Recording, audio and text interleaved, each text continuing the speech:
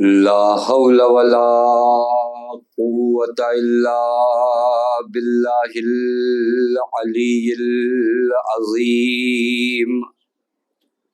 أعوذ بالله من الشيطان اللعين الرجيم.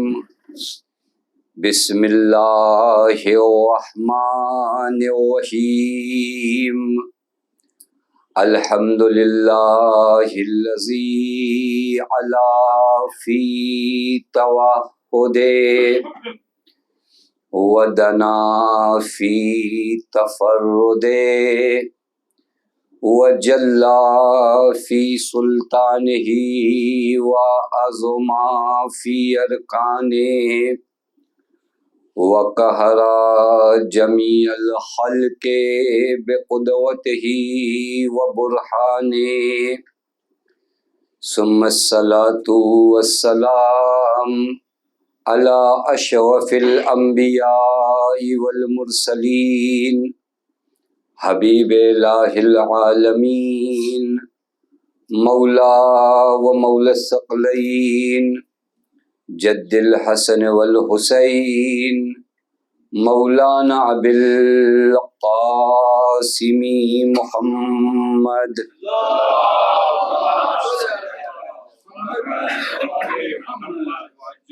وعلى أهل بيته الطيبين الطاهرين المعصومين المظلومين المنتجبين لا سيما بقية الله في الأرضين واللعنة الدائمة الباقية العاجلة على أعدائهم ومنكري فوائلهم وغاصبي حقوقهم ومخربي شريعتهم أجمعين من الآن إلى يوم الدين. أما بعد فقد قال الله الحكيم في محكم كتابه بسم الله الرحمن الرحيم.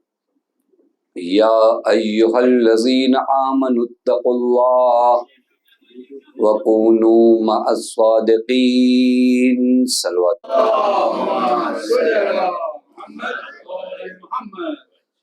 پروردگار عالم کا لاکھ لاکھ شکر ہے کہ اس معبود نے ہمیں اور آپ کو بارگاہ اہل بیت علیہم الصلاۃ والسلام میں حاضر ہونے کی توفیق عنایت فرمائی.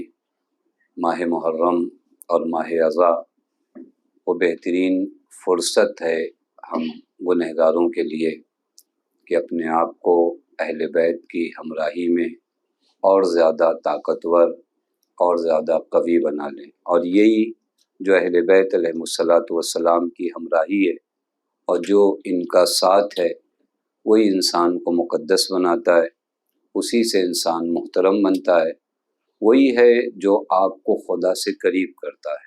لہٰذا اس پورے ماہ رضا میں انسان کوشش کرے کہ یہ معیت جس کا قرآن نے حکم دیا ہے، یہ ہمراہی اہل بیت کی جس کا قرآن نے ہم پر لازم قرار دیا ہے، کوشش کرے کہ اپنے وجود میں وہ رابطے جو اہل بیت علیہم الصلاۃ والسلام سے مضبوط کرتے ہیں ان چیزوں کو اپنے وجود میں مضبوط کریں تاکہ ہمارا رابطہ اہل بیت علیہم الصلاۃ والسلام سے روز بروز مضبوط ہوتا جائے. اور یہ رابطہ جس قدر مضبوط ہوتا ہے اس قدر انسان خدا کے قریب ہوتا ہے. آپ سب کہتے ہیں امام حسین سے اتقرب الی اللہ بحبکم وبالبراءۃ من اعدائکم، کہ ہم خدا سے قریب ہوتے ہیں آپ حضرات کی محبت کے ذریعے اور آپ حضرات کے دشمنوں سے نفرت کے ذریعے. تربیت انسانی کے لیے اللہ نے یہی چیز رکھی ہے، محبت اور نفرت.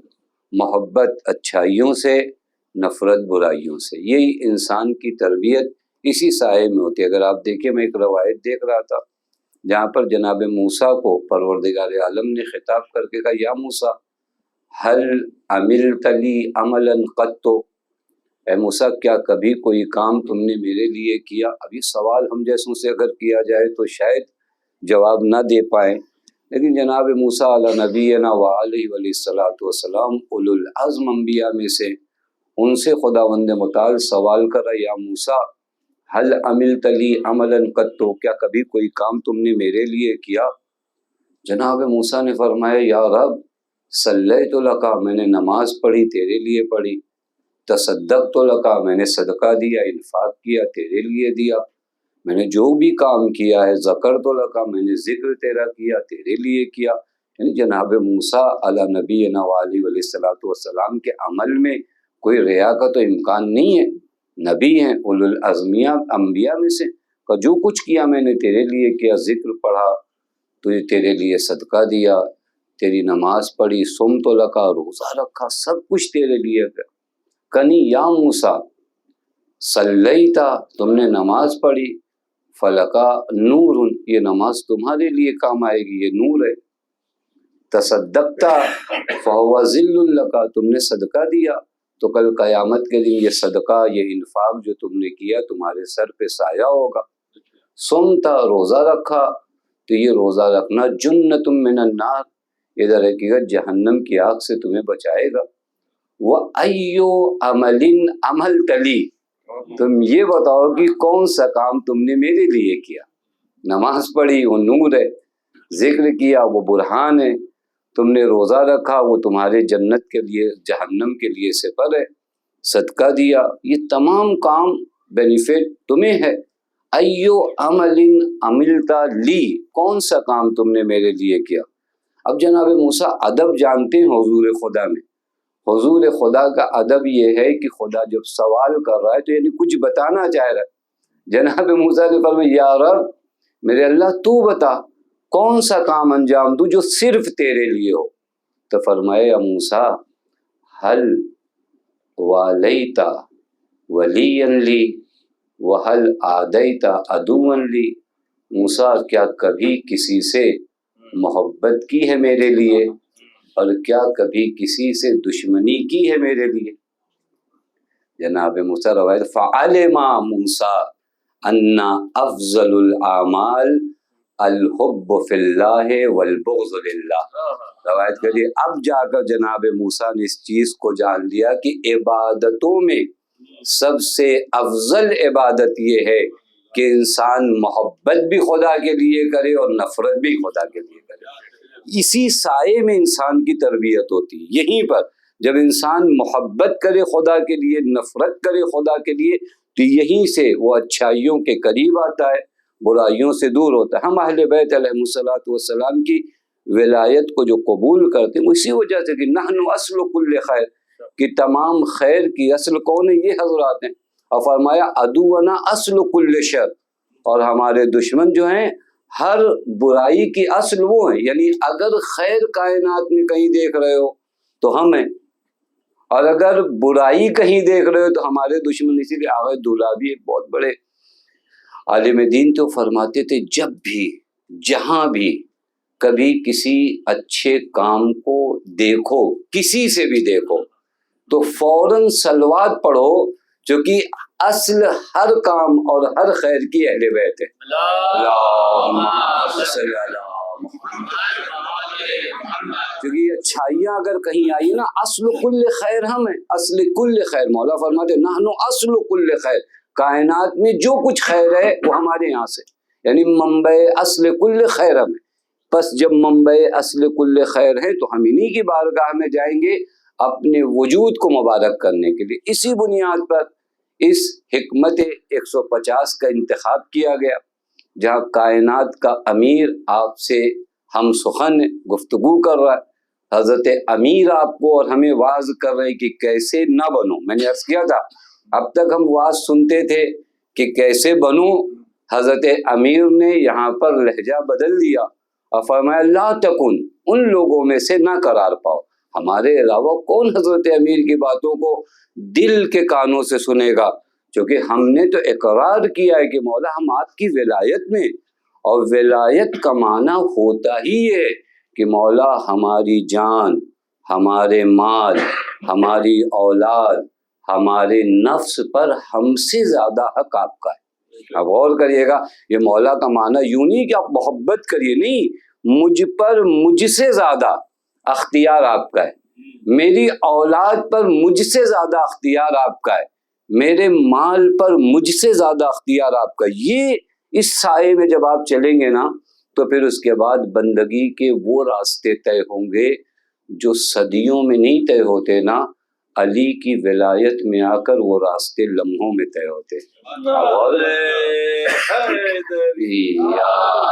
محمد وآل محمد صلوات اللہم صلی علی محمد۔ اب یہاں پر کچھ باتیں آپ کی خدمت میں عرض کیا کہ حضرت نے فرمایا لا تکن ممن ترجو الآخرہ بغیر عمل، ہرگز ان لوگوں میں سے نہ ہونا جو آخرت تو چاہتے ہیں لیکن مقام عمل میں صفر ہے۔ بغیر عمل کے آخرت کا مطالبہ حضرت فرماتے ان میں سے ہرگز اپنے آپ کو قرار نہ دینا۔ کل عرض کیا آپ کی خدمت میں کہ حضرت نے فرمایا ان لوگوں میں سے اپنے آپ کو قرار نہ دو جو اللہ کی موجودہ نعمتوں کا شکر ادا نہیں کرتے اور اللہ سے آئندہ نعمتوں کا مطالبہ کرتے، یعنی ابھی جو نعمتیں ہیں یا جو ان کا شکر نہیں ادا کرتے، وَيَبْتَغِي اور چاہتے کیا ہے کہ اور نعمتیں انہیں ملے۔ در حقیقت حضرت اس مقام پر جو سمجھانا چاہتے ہیں وہ یہ کہ اللہ کی جانب سے نعمتوں کی عطا میں کمی نہیں ہے، پہلے موجودہ نعمتوں کا شکر ادا کرو تاکہ آئندہ نعمتوں کے لائق بن جاؤ۔ یعنی حضرت چاہ رہے اپنے اندر قابلیت تو پیدا کرو، خدا کی عطا میں کوئی کمی۔ آپ غور کریے، اگر قابلیت ہمارے اردو میں بھی قابل نہیں ہے، یعنی اگر آپ کبھی غور کریے قابلیت کیا ہوتی ہے، اگر میں معنی کروں جلدی سے اور گزر جاؤں، آپ ایک بیج لیجئے، اس بیج کو آپ زمین کے اندر رکھیے، بارش ہو جائے، دھوپ نکل آئے تو اس بیج سے کیا نکلے گا؟ پودا نکلے گا، پھر اس کے بعد پھل نکلیں گے، بیج ہے۔ وہی بیج اگر آپ پتھر پہ رکھ دیجئے، بیج وہی ہے، ہو سکتا ہے کوالٹی کے لحاظ سے اور زیادہ اچھی کوالٹی کا رہا ہو، لیکن اس بیج کو اگر آپ سخت پتھر پہ رکھ دیں تو بیج بھی خراب ہو جاتا ہے، پودا بھی نہیں نکلتا ہے، پھل بھی نہیں آتا ہے۔ بیج تو بیج ہے نا، اسی بیج کو آپ نے زمین کے اندر رکھا تو ایک تناور درخت بن گیا، اسی بیج کو پتھر پہ رکھا تو پانی کے ساتھ بہہ گیا۔ کا ہوا کیا؟ کہ زمین کے اندر قابلیت تھی بیج کو پیڑ بنانے کی، لیکن اس پتھر کے اندر قابلیت نہیں تھی۔ تم اپنے اندر قابلیت پیدا کرو نعمت خدا کو ہضم کرنے کی، اللہ تعالیٰ کی نعمتوں میں کوئی کمی نہیں ہوتی۔ میں پھر آپ کی خدمت میں عرض کروں، نعمت مادی ہو یا نعمت معنوی ہو، ہم اگر آج اس نعمت محبت اہل بیت کا شکر ادا کرنا شروع کریں نا تو عرفان و معرفت اہل بیت کے ایسے دروازے واہ ہوں گے کہ جس کو آپ تصور بھی نہیں کر سکتے۔ جناب سلمان کی حقیقت کیا ہے؟ جناب سلمان ان نعمت ولایت کا شکر ادا کر رہے ہیں تو اللہ نے ایمان کے اس درجے پہ پہنچایا شکر کرنے کی وجہ سے نا، کس نعمت ولایت کا اپنے شکر کا، لہذا شکر کرنا آئندہ نعمت۔ سرکار سید الشہداء کا قول بھی میں نے آپ کو بتایا کہ حضرت فرماتے موجودہ نعمتوں کا شکر آئندہ نعمتوں کے آنے کا سبب بنتا ہے۔ اور اگر آپ کبھی، ایک روایت عجیب تھی، میں جلدی کر اللہ کرے کہ یہاں سے گزر جاؤں، ایک روایت میں یہاں تک بیان کیا گیا، قرآن کریم میں ایک لفظ ہے، شاید آپ حضرات نے سب سنے ہوں گے، استدراج۔ استدراج ایک عذاب جیسا ہے، مرحلہ ہے۔ کبھی کبھار انسان کو مال دنیا خوب ملتا ہے، کامیابیاں خوب ملتی، جہاں ہاتھ لگاتا ہے وہاں کامیاب، جس چیز کو چھو دے وہاں سکسیس۔ ایسا انسان کبھی اپنے آپ کو یہ نہ سمجھنے لگے کہ سب کچھ ٹھیک چل رہا ہے۔ کبھی کیا ہوتا ہے، روایت کہہ رہی ہے کہ استدراج، یہ بھی سرکار سید الشہداء کی حدیث، حضرت فرماتے استدراج یہ ہے کہ اللہ جب کسی بندے کو عذاب میں مبتلا کرتا ہے تو اس کو نعمتوں پہ نعمتیں دیتا ہے اور شکر کو اس کی زندگی سے چھین لیتا ہے۔ شکر کو اس کی زندگی سے کیا کرتا ہے؟ چھین لیتا۔ وہ خوش ہے اس بات پر کہ یہاں سب کامیابیاں، لیکن شکر جو زندگی کا تھا نا وہ ختم ہو گیا. اسی سوال کو ایک صحابی امام نے سعدان ابن یزید نے امام صادق علیہ السلام سے سوال کیا. انہوں نے حضرت سے کہا مولا میری حالت یہ ہے کہ جہاں جاتا ہوں کامیاب ہوتا ہوں, جو چاہتا ہوں مل جاتا ہے. دیکھیں ہمارے جیسے آدمیوں تو نہیں سمجھ پائے, اہل بیت علیہ السلام کے ہمراہ جو لوگ رہتے ہیں وہ سمجھتے ہیں کہ مرحلے کہاں. مولا جبکہ میں دیکھتا ہوں بعض لوگ ایمان میں مجھ سے زیادہ قوی ہیں, بعض مجھ سے زیادہ اہل دل ہیں, ان کی زندگی میں وہ کامیابیاں نہیں ہیں, میری زندگی میں ہر لمحہ کامیابی ہے. کہیں یہ استدراج تو نہیں ہے کہ اللہ نے مجھے میرے حال پہ چھوڑ دیا. حضرت نے ایک فارمولہ بتایا کہ اگر ان نعمتوں کے بعد شکر کرتے ہو تو یہ عنایت ہے, استدراج نہیں ہے. اگر ان نعمتوں کے بعد شکر نہیں کرتے تو یہ عنایت نہیں ہے, یہ استدراج ہے. ایک صلوات پڑھے محمد والے.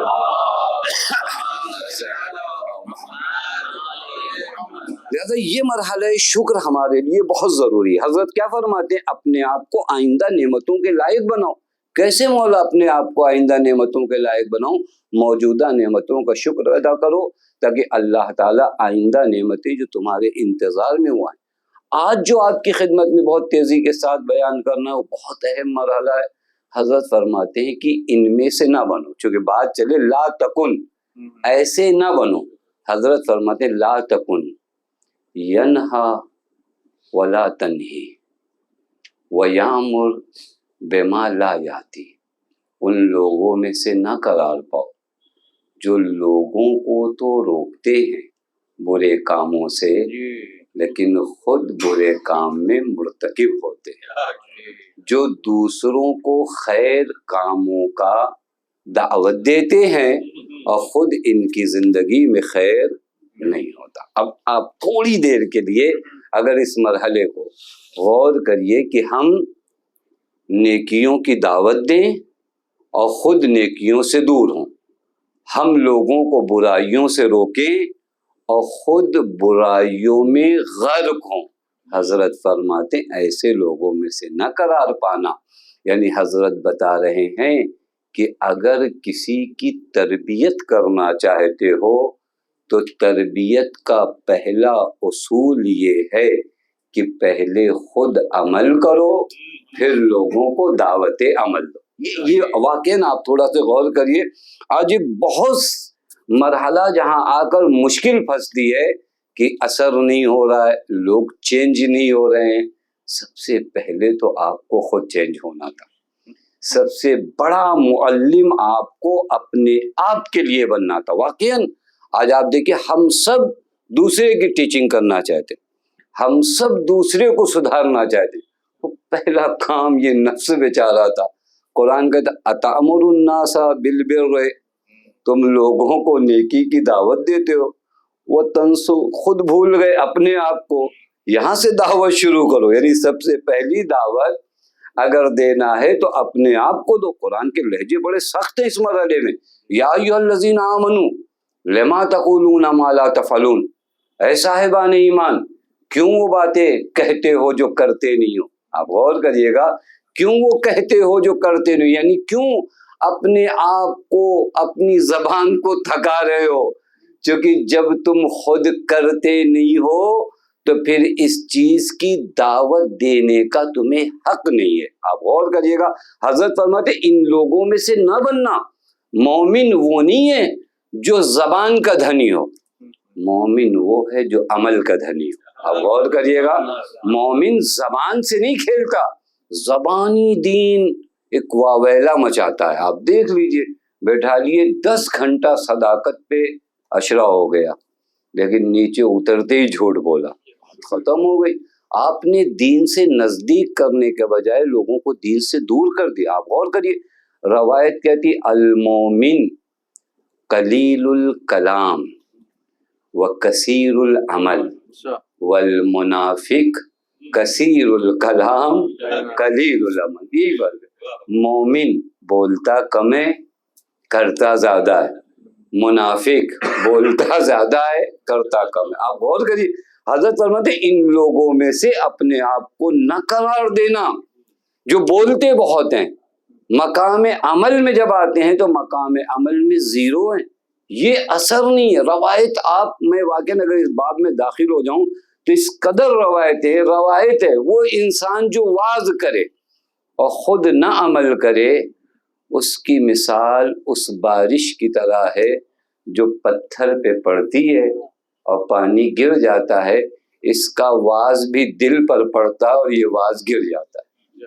اب غور کریے گا یہ پہلا کام جو ہمیں اور آپ کو تربیت کے عمل سے ہے. روایت من جعل نفسہ امامن کا معنی وہ اصطلاحی امام نہیں ہے، وہ منصوص من اللہ ہے. نہیں، اگر کوئی اپنے آپ کو آگے رکھنا چاہتا ہے، لوگوں کی تربیت کرنا چاہتا ہے تو حضرت فرمایا فلیبدا بتعلیم نفسہ ہی. تو ابتدا کہاں سے کرے؟ خود سے کرے، پھر اس کے بعد بتعلیم غیرے، پھر اس کے بعد آپ آئیے غیر کی تعلیم کریے، تب جا کے اثر ہوتا ہے. پہلے اپنے آپ. اور روایت اسی روایت میں ہے کہ تعلیم کا آغاز گفتگو سے نہیں ہوتا، تعلیم کا آغاز سیرت سے ہوتا ہے. پہلے دن سے بچوں کو یہ نہیں کہا جاتا نماز پڑھو، پہلے ان کے حضور میں خوب نمازیں پڑھی جاتی ہیں، یہ بچے خود آپ کے پیچھے مصلی لے کر کھڑے ہو جاتے. آپ بچوں سے کہیں نہیں بیٹا رشتہ داروں سے محبت کرنا، وہ دیکھ رہا ہے کہ یہاں بھائی بہن میں بات نہیں ہو رہی، ہم سے کہہ رہے کہ محبت کرنا. آپ کہہ رہے کسی کی برائی مت کرنا، وہ دیکھ رہے گھنٹوں یہاں برائی. یہ آپ کے کلام کا اثر ہوگا، ذرہ برابر اثر نہیں ہونے والا، ذرہ برابر. بلکہ آپ ویلوز سے اس کو متنفر کر دیں، نفرت آ جائے گی. معلوم ہے دین سے دوری کا سبب بنتا ہے وہ واعظ جو بدون عمل کیا جائے. کیونکہ لوگ کہیں گے اگر یہ واعظ اتنا ہی اچھا تھا تو آپ نے کیوں نہیں عمل کیا؟ یعنی دین کو مشکوک بنانا ہوتا ہے. لہٰذا پہلا کام جو حضرت کیا فرما رہے ہیں، ان لوگوں میں سے نہ قرار پانا جو لوگوں کو تو منع کرتے ہیں خود نہیں مانتے، جو لوگوں کو تو بلاتے ہیں نیکیوں کی جانب لیکن خود نیکیوں کی جانب نہیں آتے. اور یہ سخت ہے. مقام گفتگو میں 10 گھنٹہ اچھائیوں پر تقریر کرنا آسان ہے، مقام عمل میں 1 گھنٹہ اچھائیوں پہ باقی رہ جانا سخت ہے. غور کریے گا یہ بہت سخت ہے. مرحوم ہے اب بہت بڑا نام ہے سید مہدی بحر العلوم کا نام کون نہیں جانتا. سید مہدی بحر العلوم واقعاً عاشق امام زمان تھے. سید مہدی بحر العلوم کے زمانے میں ایک اور بہت بڑا نام ملا مہدی نراقی، یہ واقعاً اخلاق کے ایک زبردست استاد. انہوں نے ایک کتاب لکھی جامع السعادہ یا معراج السعادہ. یہ 2 بیٹے باپ دونوں نے کتاب لکھی اور دونوں کی کتاب میں اکثر ڈسٹرب ہوتا ہے، ایک معراج السعادہ ایک جامع السعادہ، ان دونوں نے لکھا. ملا مہدی نراقی کی جب کتاب آئی نا مارکیٹ میں، حوضے میں جب لوگوں نے پڑھا تو سب عاشق ہو گئے ملا مہدی نراقی کے. سید مہدی نے بھی اس کتاب پڑھی اور سید مہدی نے دعا کیا کہ اللہ اس رائٹر سے مجھے ملا، میں ملاقات کروں. اتنی خوبصورت حسین کتاب علم اخلاق پہ لکھی. تاریخ میں ملتا ہے کہ اتفاق یہ ہوا کہ سید مہدی بحر العلوم نجف میں تھے اور ملا مہدی نراقی زیارتوں پہ گئے. اور اس زمانے میں دستور یہ ہوتا تھا کہ جب آخری زیارت نجف کے لوگ کرتے تھے اور پھر سارے علماء جو ہے ان سے ملنے آتے تھے، جو عالم دین گئے سب ملنے آئے ملا مہدی نراقی سے سوائے سید مہدی بحر العلوم کے. وہی جو دعا کر رہے تھے کہ میں ملاقات کروں وہی نہیں ہے. لوگوں نے کہا کہ آغا صاحب آئے، بہت بڑا نام آپ سے ملاقات کرنے نہیں ہے سید مہدی بحر العلوم کا. تو کہا ٹھیک ہے، وہ علم کا دریا ہے، ہم چلیں گے ان کے پاس. وہ نہیں ہے تو نہیں ہے، ہم لوگوں اکڑ جائیں. ارے ہم جب پروٹوکول یہ ہے کہ ان کو آنا چاہیے تو کیوں نہیں ہے؟ نہیں ٹھیک ہے، ہم چل کے گئے ملاقات کرنے. ان کے درس میں بعض تواریخ میں درس میں گئے، انہوں نے بھی جیسے عام آدمی سے سلام دعا کیا جیسے کر کے پھر اپنے درس میں بزی ہو گئے. ابھی آپ دیکھیں ایک تو آپ ملاقات کو نہیں ہے، وہ سامنے والا بیچارہ خود آیا، پھر آپ اس کو ذرہ برابر سلام کے بعد توجہ ہی نہیں دی، خاطر ہی میں نہیں لا رہے، آ گئے واپس. کچھ دنوں بعد پھر جب ان کو جانا ہوا پھر یہ ملاقات کرنے گئے. لوگوں نے کہا وہ پہلی مرتبہ آپ کی انسلٹ کیا تو وہ کافی نہیں ہے، یہ جو اطراف میں کچھ چڑھانے والے ہوتے ہیں نا، یہ خراب کرتے آدمی کو، ان سے دور رہیے۔ جب آپ کو کوئی بتائے کہ نہیں آپ کا ویلیو ہے، ان کو سلام کرنا چاہیے، آپ کے کچھ نہیں، پیغمبر سے بڑا کوئی نہیں تو پیغمبر سب سے پہلے سلام کرتے تھے۔ توجہ فرمائیں، وہ ہم دین کو نبی اور آل نبی سے سیکھے، ادھر ادھر دنیا بتائے گی کہ آپ کا یہ قانون ہے اور آپ کا یہ رتبہ، کوئی رتبہ نہیں، ہم بندے خدا ہیں، ہم اسی سیرت پہ چلیں گے جو پیغمبر اور آل پیغمبر کی سیرت تھی۔ انہوں نے کہا نہیں ملاقات کو جاتے، دوسری حتی بعض تواریخ میں ملتا ہے پھر بھی ان کو بہت زیادہ لفٹ نہیں دیا انہوں نے۔ تیسری مرتبہ جب یہ آنے لگے تو وداعیہ ملاقات کو گئے تو اب تاریخ کہتی ہے سید مہدی اپنے گھر سے نکل کے گلی تک آئے ان کو لینے کے لیے، تو ملاقات ہوئی۔ تاریخ میں کہ سید مہدی ان کے سامنے ایسے بیٹھے تھے جیسے غلام اپنے آقا کے سامنے بیٹھتا ہے، ابھی تک کہاں بہت زیادہ کچھ ان کو توجہ ہی نہیں دے رہے تھے، اب ایسے بیٹھے تھے جیسے آقا کے سامنے غلام بیٹھتا ہے۔ بیٹھ کے ملاقات ہوئی، لوگوں نے سید مہدی سے کہا وہ دو ملاقات اتنی بے رخی کے ساتھ اور یہ ملاقات کا میں صرف یہ دیکھ رہا تھا کہ انہوں نے جو لکھا ہے خالی لکھائی ہے کہ عمل بھی کرتے ہیں۔ علم اخلاق کی کتاب لکھنا آسان ہے، علم اخلاق کو اپنے وجود پر آپ دیکھیے، آپ تاریخ اٹھا کر دیکھیے، حتی مفاتیح الجنان جو آپ دیکھتے ہیں، شیخ عباس قمی گئے تھے دینے کے لیے کہ اس کو چھاپ دو، پھر اس کے بعد واپس لے کے آ گئے۔ انہوں نے کہا کیوں؟ کہا ٹھیک ہے مجھے واپس دو۔ آئے 1 سال بعد پھر گئے تو اس انتشارات والے پبلشر نے کہا کہ اگر آپ 1 سال پہلے گئے تھے اب تک کتنا پبلش ہو جاتی، کیا ہو جاتا؟ کہا نہیں میں لکھ تو دیا تھا، پھر میں نے سوچا کہ 1 سال پہلے خود یہ پورے اعمال پہ عمل کر لوں، پھر اس کے بعد اس کتاب کو پبلش کے لیے دوں۔ آپ دیکھ رہے ہیں پھر جا کر کوئی کتاب مفاتیح الجنان بنتی ہے، تو جو فرما رہے ہیں ایسے ہی نہیں بنتی، پھر جا کر آپ دیکھیں نا کتنی مبارک کتابیں، کتنی کتابیں کائنات میں لکھی گئی ہیں، لیکن کس قدر ان کے بارے میں ملتا ہے کہ حرم حضرت امیر میں دیکھ رہے تھے لوگ زری پہ جا رہے تھے اور یہ آخری عمر میں کافی ضعیف تھے، تو بہت ہی آدمی مولا کی زری کے پاس نہ جا پائے تو ایک مولائی آدمی کے لیے بہت سخت وقت ہے۔ رو رہے تھے، لوگوں نے کہا رو کیوں رہے؟ تو دیکھو کتنا مجبور ہو گیا کہ مولا کی زری کو بوسہ نہیں دے پا رہا ہوں۔ کہا اس بات کی فکر نہ کریے، آپ لوگوں کے ہاتھوں میں دیکھیے، جو بھی مولا کے زری کے پاس جا رہا سب کے ہاتھ میں ایک مفاتیح الجنان ہے، ایک شیخ عباس قمی جا نہیں پا رہا ہے اور ہر آدمی کے ساتھ جا رہا ہے۔ توجہ فرما رہے ہیں، یہ وہ مرحلہ ہے جو انسان کو یہاں سے یہاں پہنچاتا ہے۔ لہٰذا حضرت امیر کیا فرماتے ہیں، ان لوگوں میں سے اپنے وجود کو قرار نہ دو جو لوگ عمل نہیں کرتے، جو لوگ لوگوں کو منع تو کرتے خود نہیں مانتے، جو لوگوں کو برائیوں سے روکنا چاہتے لیکن خود نہیں روکتے، جو لوگوں کو خیر کی دعوت دیتے ہیں، نیکی کی دعوت دیتے ہیں لیکن خود نیکی سے دور ہیں۔ آج ہمارے سماج، معاشرے، گھر، ہر جگہ کی یہی ضرورت ہے۔ آج آپ دیکھیے ایک اہم مسئلہ جو آج ماں باپ کے لیے بہت اہم اور بہت اہم مسئلہ ہے، وہ تربیت اولاد کا۔ تربیت اولاد میں سب سے اہم رول آپ کی سیرت اور آپ کا کردار اور آپ کا کیریکٹر نبھاتا ہے۔ آپ دیکھیے یہ بچہ آپ کو دیکھ رہا ہے، یہ بچہ اس ماں کو دیکھ رہا ہے، یہ بچہ اس باپ کو دیکھ رہا ہے، یہ ان کی زبان سن رہا ہے، یہ ان کا لہجہ سن رہا ہے، یہ ایک دوسرے سے ملنے کے انداز کو دیکھ رہا ہے۔ یہ بچہ جب دیکھتا ہے کہ ماں باپ کے درمیان محبت اور مروت نہیں ہے تو پھر اس گھر میں محبت اور مروت ختم ہو جاتی ہے۔ آپ محبت اور مروت کے لیکچر دے کر کسی کو محبت اور مروت کے قریب نہیں لا سکتے، لیکن محبت و مروت کے ساتھ 1 گھنٹہ پیش کر کے آپ اس کو محبت اور مروت سے آراستہ کر سکتے ہو۔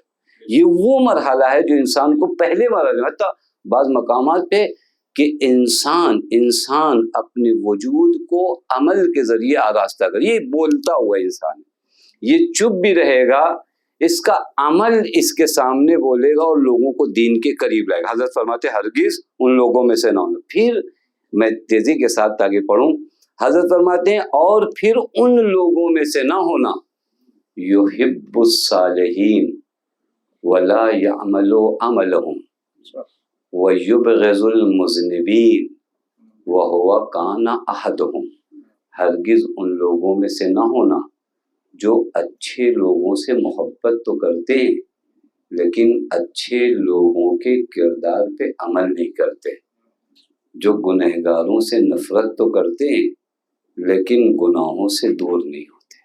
اور کریے، امیر کائنات کے علاوہ اتنا جامع بیان کائنات میں آپ کہیں نہیں پاؤ گے۔ یحب الصالحین، یہ نیک لوگوں سے محبت کرتے ہیں، بہت اچھی بات ہے۔ ولیکن لا یعمل عملہم، دیکھیے یہ خود ایک بہت اہم فضیلت ہے آپ سب کے لیے۔ الحمدللہ جو ان مجلسوں میں آتے ہیں ان کے لیے سب سے بڑی فضیلت ایک یہ ہے کہ صلحاء کی محبت ان کے دل میں۔ روایت میں روایت دیکھ رہا تھا کہ من اراد اذا اراد، کبھی کبھار آدمی ہوتا ہے نا تھوڑا سے، میں ان لوگوں کے لحاظ کروں جو گناہوں میں زیادہ مبتلا ہو جاتے ہیں، پھر اس کے بعد مایوس ہو جاتے ہیں کہ اب ہمارا کچھ نہیں ہونے والا، اب خدا کی ہم پر کوئی نظر نہیں ہے، اب پتہ نہیں ہم کہاں جائیں گے۔ روایت کہتی اذا اراد، اگر یہ دیکھنا چاہو کہ فی کا خیر، تم میں کچھ خیر ہے یا نہیں ہے نا، آدمی جیسے کوئی مر جائے تو ڈاکٹر کو پہلے بلا کے دیکھتے دیکھیے حیات ہے نہیں ہے، اگر زندگی ہوگی تو آگے لے کے جائیں، وگرنہ اگر زندگی نہیں تو بات ختم۔ روایت کہتی اذا اراد ان تعلم فی کا خیر، اگر تم یہ چیک کرنا چاہتے ہو کہ تمہارے اندر ابھی بھی کچھ خوبی ہے یا نہیں ہے، فانظر الی قلبک، کہاں جاؤ چیک کرنے کے لیے؟ اپنے دل میں آؤ، اپنے دل سے پوچھو کہ اس دل میں اگر محبت ہے اہل طاعت اللہ، اللہ کی اطاعت کرنے والوں کی محبت اگر دل میں ہے، اور اللہ کی معصیت کرنے والوں کا اگر بغض دل میں ہے، ففیک خیر، تو پھر مایوس ہونے کی ضرورت نہیں ہے، ابھی تمہارا دل زندہ ہے، تمہارے اندر خیر ہے۔ لیکن معاملہ اگر الٹا ہو جائے، اہل طاعت سے نفرت کرو، اہل گناہ و معصیت سے محبت کرو، تو لیسا فیک خیر، تو اب تمہارے اندر کوئی خیر نہیں بچا ہے۔ مطلب سمجھ رہے ہیں کہ انسان کی زندگی زندہ ہے یا زندہ نہیں ہے، اس کی علامت تولا اور تبرات، یہ محبت فی اللہ والبغض فی اللہ۔ زندہ ہو تو اہل طاعت کی محبت ہے، زندہ ہو تو اہل معصیت سے نفرت ہے، مر چکے ہو تو معاملہ الٹا ہو جائے گا۔ آپ دنیا میں دیکھیے کن کو اہل طاعت سے محبت ہے اور کن کو اہل معصیت سے نفرت ہے، اور کہیں کہیں معاملہ الٹا ہے، بعضوں کو اہل معصیت سے نفرت ہے، اہل طاعت سے محبت ہے، اہل طاعت سے نفرت ہے، اہل معصیت سے محبت ہے۔ تو یہ وہ مردہ لوگ ہیں جو اہل معصیت سے محبت کرتے ہیں اور اہل طاعت سے نفرت کرتے ہیں۔ ہم وہ زندہ لوگ ہیں جو اہل طاعت سے محبت کرتے ہیں اور اہل معصیت سے نفرت کرتے ہیں۔ یہ چیک کرنے کی جگہ ہے کہ انسان اپنے آپ کو چیک کرے۔ بس ہم خیر کی دعوت دیں، ساتھ صالحین سے جو محبت کرتے ہیں ان کے عمل کے ساتھ بھی ہونا، یہ بہت اہم مرحلہ ہے۔ محبت اگر صالحین سے ہے تو میرے وجود پر آثار اعمال صالحین دکھائی دے نا۔ اب غور کریے، بہت اہم مرحلہ ہے یہ، شاید معیت کا یہی معنی ہے کہ دنیا میں اہل بیت کے ساتھ رہنے کا معنی کیا ہے کہ دنیا میں میرے کردار پر روشنی کردار اہل بیت کی پڑے، میں اپنے وجود کو کردار اہل بیت کے آئینے میں سنواروں، مجھے کسی سے مطلب نہیں ہے کوئی کہاں جا رہا ہے، میں چونکہ ان کے ہمراہ رہوں گا تو مجھے اپنے پورے کردار کو کہاں سنوارنا ہے، ان کے وجود سے سنوارنا نا۔ یہ بتائیں گے کہ کیسے ہو، یہ بتائیں گے کس طرح رہنا ہے، ان کے حضور میں پہنچ کے کہوں کہ مولا آپ سے زندگی کا آئینہ لینا ہے، آپ کے کردار کے آئینے میں مجھے اپنے وجود کو کیا کرنا ہے، سنوارنا ہے۔ بس ان کے عمل، اور یہ بہت سخت ہے، یہ بہت سخت ہے۔ آدمی ہو سکتا ہے زبان سے دعوے کرے لیکن مقام عمل میں اپنے کردار کو کردار اہل بیت کے آئینے میں آ کر سنوارے، یہ سخت ہے۔ روایت ہے، متعدد روایات ہیں کہ ایک جگہ پر ایک روایت میں عرض کروں آپ کی خدمت میں، ایک خاتون ہے جو صدیقہ طاہرہ حضرت زہرا سلام اللہ علیہا کی بارگاہ میں حاضر ہوئی اور اس نے کہا بی بی میرے شوہر نے مجھے بھیجا ہے کہ میں آپ سے پوچھوں کہ میں یعنی اس کا شوہر آپ کے شیعوں میں ہے یا نہیں، کیونکہ اطمینان کی جگہ یہی ہے نا، اہل بیت کہہ دیں کہ میرا نوکر ہے، بات ختم ہو گئی، اس کے بعد ہمیں کسی سند کی ضرورت نہیں ہے، اس کے بعد ہمیں کسی سرٹیفکیٹ کی ضرورت نہیں، وہ کہہ دے کہ ہمارا ہے، وہ کہہ دے کہ ہمارا۔ اس نے اپنی زوجہ کو بھیجا کہ جا کر بی بی دو عالم سے پوچھو کہ میں ان کے شیعہ میں ہوں یا نہیں ہوں۔ وہ خاتون آئی، اس نے کہا بی بی میرے شوہر نے پوچھا ہے کہ آپ بتائیے کہ میں آپ کے شیعوں میں ہوں یا نہیں ہوں۔ حضرت نے آسان قانون بتایا، قول لہ، جا کر اس سے کہنا ان کنتا تعمل بما امرناک ان، اگر تم ان باتوں پہ عمل کرتے ہو جو ہم نے بتایا ہے، وَتَنْهَا أَمَّا نَهَاكَ عَنْ، اور جن چیزوں سے ہم نے روکا ہے ان چیزوں کو انجام نہیں دیتے، فَأَنْتَ مِنْ شِيَّتِنَا وَإِلَّا فَلَا، اگر ہمارے امر پر عمل کرتے ہو اور ہماری نہیں سے کیا کرتے ہو، لوگ جو جس چیز کو ہم نے منع کیا اس چیز کو انجام نہیں دیتے، جس چیز کا ہم نے حکم دیا اس چیز کو انجام دیتے ہو، تو پھر انت من شیعتنا، پھر تم ہمارے شیعہ ہو۔ اور اگر تم ہمارے شیعہ ہو تو آپ پھر جانتے ہیں مرحلہ کیا ہے، انت من شیعتنا کا معنی یدخلون مدخلنا ویوردون موردنا، شیعہ اگر علی کے ہونا تو روایت کہتی ہے جہاں علی رہیں گے وہاں رکھا جائے گا، اس سے بڑی جنت کوئی نہیں ہے کہ اللہم صلی علی محمد، کہ آپ کو وہاں یہ کبھی چھوڑتے تھوڑی نہیں ہے، یہ کسی کا ہم لوگوں کا ساتھ چھوڑ دے، یہ نہیں چھوڑتے، یہ اگر اپنی نظر کرم ہٹا لیں ہم برباد ہو جائے، یہ بار بار ہمیں موقع دیتے، یہ مجلس سے کیا ہے، یہ مجلس سے وہی فرصت ہے، ادھر حسین پر بار بار آپ کو بلایا جاتا ہے، یہ کوئی معمولی جگہ نہیں ہے، یہاں پر بڑے بڑوں کی تمنا ہے حاضر ہونے کی، اہل بیت کا کرم ہی خاص ہے کہ بار اس فرش مجلس پہ بلاتے تاکہ ہم اپنے وجود کو چینج کریں، تاکہ ہم اپنے وجود کو تبدیل کریں، تاکہ ہم آئیں ان کی بارگاہ میں، مولا میں آپ کی ولایت میں ہوں، جب میں آپ کی ولایت میں ہوں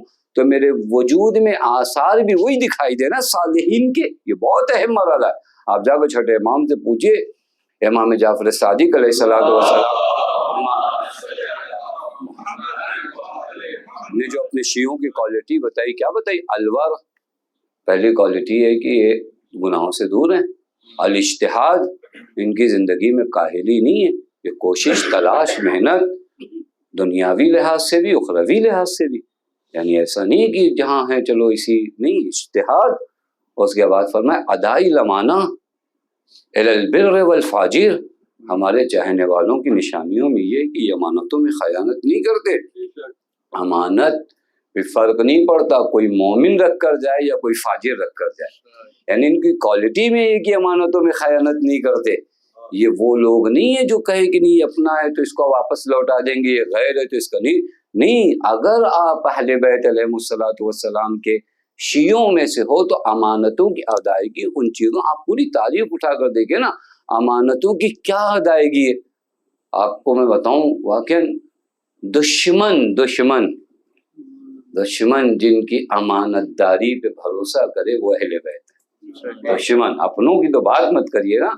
اب دیکھیے مروان کے زمانے میں جب حملہ ہوا اور بنی امیہ کو نکالا گیا مدینے سے، اس نے اپنی ناموس کو جس گھر میں بطور امانت رکھا وہ امام سجاد کا گھر تھا، اللہم صلی علی محمد، یعنی جس نے بہت ستایا امام کو، واقعاً بہت ستایا، لیکن اس کے باوجود ادائے امانت اہل بیت کے در کے علاوہ کہاں سیکھ سکتے ہیں؟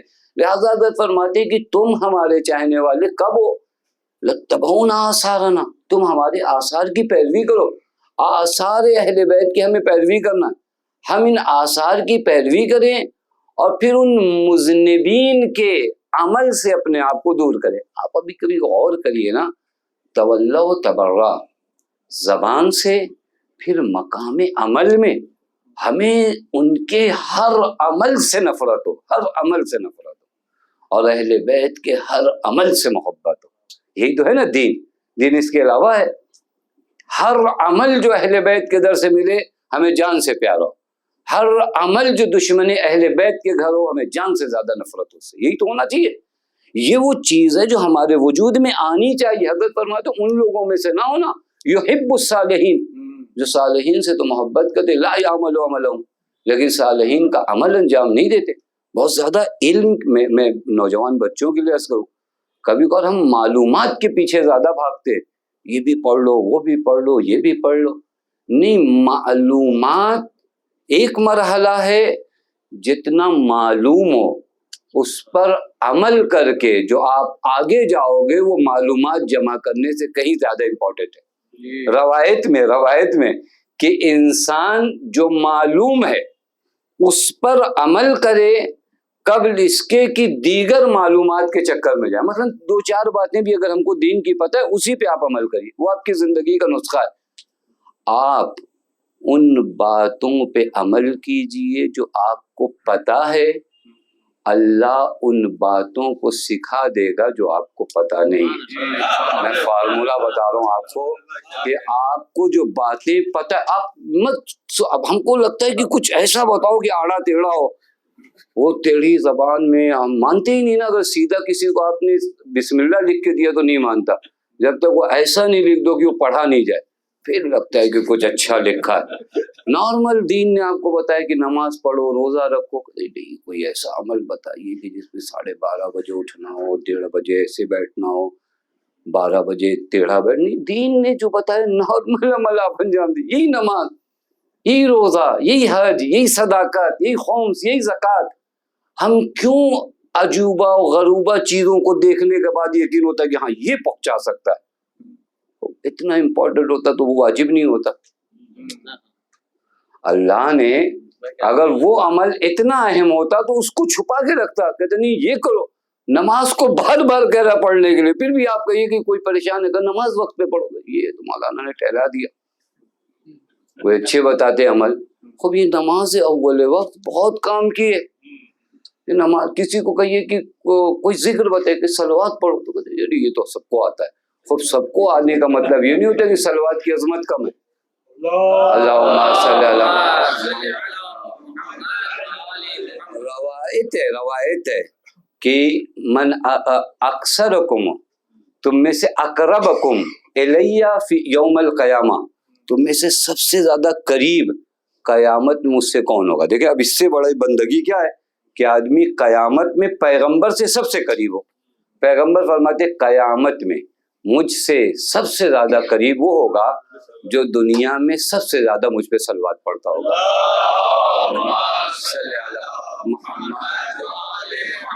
اب آپ کہیں کہ یہ عمل تو ہم کو پہلے سے پتا تھا، آپ نے کون سا نیا بتایا؟ وہ ہمارے پاس نیا بتانے کو ہے نہیں، یہی ہے۔ آپ غور کر رہے ہیں، یہی ہے، یہی جو دین آپ کے سامنے ہے نا، یہ چند باتوں پہ آپ عمل کرو۔ اب دیکھو خدا کیسے دروازے کھولتا ہے۔ آپ یہی جو چیزیں معلوم ہے، مجھے کیا نہیں معلوم؟ مجھے نہیں معلوم کہ جھوٹ بولنا حرام ہے، معلوم ہے۔ مجھے معلوم ہے کہ غیبت نہیں کرنا چاہیے، مجھے معلوم ہے کہ نماز واجب ہے، مجھے معلوم ہے کہ خمس واجب ہے، مجھے معلوم ہے کہ زکوٰۃ واجب ہے۔ آپ عمل کر کے دیکھیے۔ ہم نئی معلومات کے چکر میں زیادہ ہیں، اور آج کے زمانے میں انفارمیشن کی کمی نہیں ہے، معلومات زیادہ ہے، لیکن اس کے بعد چینجنگ کیوں نہیں ہے؟ کیونکہ معلومات جمع کرنے کا نام علم سمجھتے ہیں، جبکہ علم معلومات جمع کرنے کا نام ہے ہی نہیں۔ العلم نور، علم نور ہے، نور کا کام ہوتا ہے وجود کو منور کرنا، نہ میموری کو پر کرنا۔ توجہ فرما رہے ہیں، حافظے کو پر کرنے کا نام علم نہیں ہے، آپ کے وجود کو اس علم نے منور کیا۔ ایک چیز اگر آپ کو معلوم ہے آپ اس پہ عمل کریے، اللہ ان چیزوں تک آپ کو پہنچائے گا جو آپ کو نہیں معلوم ہے۔ لہٰذا صالحین کے عمل کے قریب آئیے۔ آپ پوری جا کر تاریخیں پڑھیے کہ جن لوگوں نے صالحین کے عمل کو اپنایا وہ کہاں پہنچے۔ انہوں نے بہت زیادہ بیٹھ کر بہت بڑی بڑی کتابیں نہیں پڑھی، لیکن جو کچھ معلوم تھا اس معلوم پر عمل کیا۔ اللہ نے ان کے دل کی آنکھوں کو کھولا ہے۔ توجہ فرما رہے ہیں، لہٰذا اگر ابتدائی مرحلہ ہے کہ آپ کی معلومات کم ہے، انہی کم معلومات پر عمل کیجئے، اللہ دیگر معلومات تک آپ کو پہنچائے گا۔ دیگر وہ جو مذنبین ہیں ان کے عمل سے براءت کیجئے، ان کے عمل کے قریب نہ جائیے۔ آپ جناب آسیہ کے سلسلے میں آ کر قرآن مجید سے پوچھیں جناب آسیہ نے کن کن چیزوں کا انکار کیا۔ ضرب اللہ مثلا للذین آمنوا امرأة فرعون اذ قالت رب ابن لی عندک بیتا فی الجنہ ونجنی من فرعون وعملہ۔ اللہ کہہ رہا ہے تمام مومنین کے لیے آئیڈیل ہے۔ دیکھیں اسلام کو سمجھیے، ایک عورت اگر اپنے آپ کو اس مرتبے پہ پہنچا دے، اس مرتبے پہ پہنچا دے کہ کردار اس کا خدائی آئینے میں آ جائے تو ضرب اللہ مثلا للذین آمنوا، پھر مرد و عورت نہیں ہے، یہی عورت آئیڈیل ہے، سب کے لیے آئیڈیل ہے۔ قرآن کہہ رہا ہے للذین آمنوا، تمام صاحبان ایمان کے لیے خاتون آئیڈیل ہے۔ کون؟ آسیہ بنت مزاحم۔ اچھا عجیب ہے نا، خدا کے آبی اپنے سب سے بڑے دشمن کی بیوی کو مومنین کے لیے آئیڈیل بنا رہا ہے، یہ بھی ہمارے یہاں نہیں ہے۔ اگر کردار اچھا ہے تو دشمن کی بیوی آئیڈیل ہے، اور اگر کردار اچھا نہیں ہے تو دوستی ہی کی بیوی ہو لیکن آئیڈیل نہیں بن سکتی۔ اس سے پہلی والی آیت جا کر آپ سورہ تحریم کی آیت نمبر 10 دیکھیے، نوح اور لوط کی بیوی کافروں کے لیے آئیڈیل ہے۔ عجب، نبی کی بیوی دشمنوں کے لیے آئیڈیل، فرعون کی بیوی مومنین کے لیے آئیڈیل۔ یہ قرآن ہے، یہ کہیں سے میں ایسا نہیں پڑھو گے آپ کہیں کہ وہ نہیں مل رہا ہے، سب مل جائے گا۔ سورہ تحریم آیت 10 اور 11 جا کر پڑھیے، کیا کر رہا خدا، دشمن کی بیوی کو آئیڈیل۔ کہ یہاں دشمن دوست کیا ہوتا ہے؟ کردار دیکھا جاتا ہے۔ کردار اگر اس خاتون کا عظیم ہے تو سب کے لیے آئیڈیل ہے۔ اور پھر یہ مرد و زن بھی نہیں جو الزام لگا دے نہیں عورتوں کو پست رکھا گیا، نہیں، عورت اپنے آپ کو بلند کرے، بلندی کے اس معیار پہ چلی جائے نا جہاں انبیاء کو نبوت اس کی معرفت کی بنیاد پہ ملے تو زہرا بن جاتی ہے۔ یہ بلندی ہے۔ وَعَلَى مَعْرِفَتِهَا دَارَتْ الْقُرُونِ الْأُولَىٰ، اس کی معرفت مدار بنتی ہے قرون اولا کے لیے۔ توجہ فرمائیں۔ اب اس خاتون نے کیا کیا؟ ضرب اللہ مثلا للذین آمنوا امرأة فرعون اذ قالت رب ابن لی عندک بیتا فی الجنہ۔ پہلی دعا اس خاتون نے، میرے وقت نہیں ہوگا میں عرض کرتا کہ کن حالات میں تھا، پہلی دعا اذ قالت رب ابن لی عندک بیتا فی الجنہ، میرے اللہ فرعون کا محل بہت بڑا ہے، میں آسان کروں تاکہ بچے سمجھیں نا، فرعون کا محل بہت بڑا ہے، لیکن جس نے تیرے اندیت کو ذرا سے سمجھ لیا ہونا اس کے لیے فرعون کا محل کوئی معنی نہیں رکھتا ہے۔ ابھی یہ نظریں ابھی ہم کو دنیا کیوں بڑی لگتی ہے؟ کیونکہ ابھی ہم نے حضور خدا کو درک نہیں کیا۔ یہ خاتون کہہ رہی نہیں محل بہت بڑا ہے، لیکن جنت کا قصر کہاں اور یہ کہاں؟ توجہ فرما رہے ہیں، اندک ابن لی اندک بیتا فی الجنہ، میرے لیے اپنے پاس گھر بنانا۔ یعنی یہ جو محل ہے نا کتنا بھی بڑا ہو جائے، جہاں پر ہے وہی نہیں باقی رہے گا تو یہ محل کیا باقی رہے گا؟ محل اگر کہیں بنانا ہے تو تیرے پاس بناؤ نا، اندک بیتا فی الجنہ۔ پھر فرمایا وَنَجِّنِي مِن فِرْعَوْنَ، مجھے فرعون سے نجات چاہیے۔ صرف فرعون سے نہیں، وہ عمل جو میں موضوع کہہ رہا تھا، فرعون اور اس کے عمل دونوں سے بیزار ہوں۔ آپ غور کریے گا، ہم فقط ظالم سے بیزار نہیں ہیں، ظالم کے ظلم سے بھی بیزار ہیں۔ یہ وہ اہم ہے، اور جس سے آپ بیزار ہو تو پھر اس کے قریب نہیں آتے نا۔ آپ دیکھیے اگر ہم بیزار ہیں کسی چیز سے، میں کہوں کہ مجھے فلاں چیز پسند نہیں ہے، بڑا بیزار ہوں، اور آپ دیکھیں کہ وہی کھا رہے ہیں تو پھر کیسی باتیں کرو مولانا، ابھی کہہ رہے تھے کہ یہ چیز مجھے اچھی نہیں لگتی، تھوڑی دیر بعد اسی کے قریب، یہ وہ چیز نہیں ہے۔ توجہ فرما رہے ہیں، بس ہم آئیں اپنے وجود کو حضرت امیر کی بارگاہ میں لے آئیں۔ مولا فرماتے ان لوگوں میں سے نہ ہونا جو صالحین سے محبت تو کرتے ہیں لیکن صالحین کے عمل سے دور ہیں، ان لوگوں میں سے نہ ہونا جو مذنبین سے نفرت تو کرتے ہیں لیکن مذنبین میں سے ہی قرار پا جاتے ہیں۔ عزیزو، کربلا میں آئیے نا، کربلا میں وہ صالحین سے محبت کرنے والے اپنے وجود کو حسین ابن علی کے حوالے کیے ہوئے، ہر کوئی حسین کے حوالے، کیونکہ ولایت مولا کا معنی یہ، مولا میری زندگی کا فیصلہ آپ کرو۔ شہدائے کربلا کا امتیاز کیا معلوم ہے؟ اپنی زندگی کو لا کے حسین کے قدموں میں ڈال دیا، مولا یہ زندگی آپ کے قدموں میں، اب آپ جہاں پہنچاؤ۔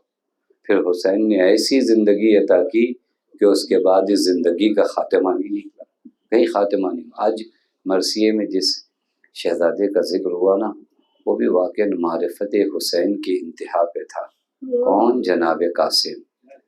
روایت کہتی ہے شب عاشور جہاں جہاں حسین جاتے ہیں وہاں وہاں جناب قاسم جاتے ہیں، ایک ہی سوال کرتے ہیں، چچا میرا نام فہرست شہداء میں ہے یا نہیں ہے؟ چچا میرا نام فہرست شہداء میں ہے یا نہیں ہے؟ ایک مرتبہ حسین نے کہا یا بنیا کیف الموت اندر، میرے لال اتنا تو بتا دو موت کیسی ہے؟ فرمایا احلی من العسل، چچا شہد سے زیادہ شیریں ہے۔ اگر یہ زندگی حسین کے قدموں پہ جائے نا تو پھر اس زندگی سے زیادہ، موت سے زیادہ شیریں کوئی چیز نہیں ہے۔ چچا آپ کے قدموں پہ نچھاور ہوگے نا۔ عزیز و مولا نے فرمایا قاسم تمہیں پتہ بھی ہے فہرست شہداء میں تو تمہارے بھیا علی اصغر کا نام ہے۔ علماء بیان فرماتے جیسے ہی شہزادے علی اصغر کا نام لیا نا، غیرت ہاشمی کو جوش آ گیا۔ اے چچا کیا یہ ملائی خیمے تک آ جائیں گے؟ اللہ اکبر، ہاتھوں کو جوڑ کے کہوں گا یا مولا قاسم آپ کو برداشت نہیں تھا کوئی زینب کے خیمے تک آ جائے، ذرا شام غریبہ آ جاؤ، آپ کی پھوپھی ایک خیمے سے دوسرے خیمے جاتی ہے، دوسرے خیمے سے تیسرے خیمے جاتی ہے۔ اجرکم اللہ، ارباب ادا بڑا سخت مرحلہ تھا، بڑا سخت مرحلہ تھا۔ شب عاشور گزری ہے، صبح عاشور نمودار ہوئی، ایک ایک شہید جاتا رہا، حسین سے اجازت لیتا رہا، ساتھ ساتھ یہ بھتیجا لگا ہے اپنے چچا کے، چچا مجھے کب اجازت دیں گے، چچا مجھے کب اجازت دیں گے۔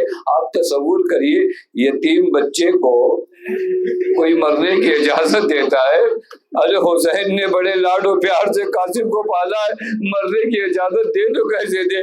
روایت کہتی ہے جناب قاسم مولا کے قدموں پہ گر گئے، اللہ مولا کے پیروں کو چومنے لگے، اے چچا مجھے مرنے کی اجازت دے دیجیے۔ عجیب مرحلہ ہے، حسین نے سینے سے لگایا، نہیں میرے لال، نہیں میرے لال۔ عزیزو آپ سب جانتے ہیں نا، اگر یتیم بچہ ہو نا اور کوئی چیز چاہ رہا ہو اور نہ ملے تو سب سے زیادہ اس وقت باپ یاد آتا ہے۔ قاسم اپنے بابا کو یاد کر دے، یاد آ گیا، بابا نے ایک نوشتہ لکھ کر دیا تھا، فوراً نوشتہ کھولا، کیا دیکھتے لکھا تھا یا قاسم ادری کما، اے قاسم اپنے چچا کی مدد سے باز نہ آ جانا۔ بس عزیز و نوشتہ لے کر آ گئے۔ روایت کے دی امام نے نوشتے کو پڑھا، رو رہے تھے، اللہ اللہ، غربت میں بھائی کی تحریر جو نظر آئی، آنکھوں سے آنسو رک نہ پائے، سارے مناظر یاد آ گئے ہوں گے، بس عزیز و سینے سے لگایا، فبکا، اتنا روئے چچا بھتیجے کہ غش میں آ گئے۔ یہ پہلا وہ مرحلہ تھا جہاں ایک شہید جا رہا ہے اور حسین گلے لگا کر اتنا رو رہے ہیں کہ غش آ گیا، بس عزیزو گئے، بھتیجے کو اجازت دے دیا۔ ارباب ازا معلوم ہے، علماء کہتے ہیں جناب قاسم جب گھوڑے پہ سوار ہوئے نا تو رکاب تک پیر نہیں پہنچ رہے تھے۔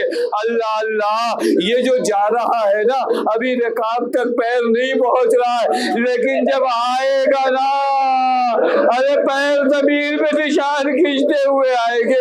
ارباب ازا گئے ہیں، جناب قاسم جنگ کر رہے ہیں، جانتے ہو کیا ہوا؟